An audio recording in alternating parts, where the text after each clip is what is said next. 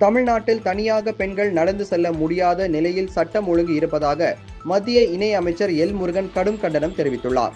சென்னை ஆலந்தூர் சட்டமன்ற தொகுதிக்கு உட்பட்ட நங்கநல்லூரில் அமைக்கப்பட்டுள்ள பாஜக மண்டல அலுவலகத்தை மத்திய இணையமைச்சர் எல் முருகன் கொடியேற்றி திறந்து வைத்தார். பின்னர் செய்தியாளர்களிடம் பேசிய அவர், உலக அளவில் அதிக உறுப்பினர்களை கொண்ட கட்சி பாஜக என்று தெரிவித்தார்.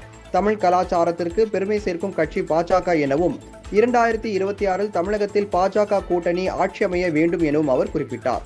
தமிழுக்காக காங்கிரஸ், திமுக செய்தது என்ன என்று கேள்வி எழுப்பிய அவர், தமிழ் மொழி மீது அக்கறை கொண்டவர் பிரதமர் மோடி என்றார்.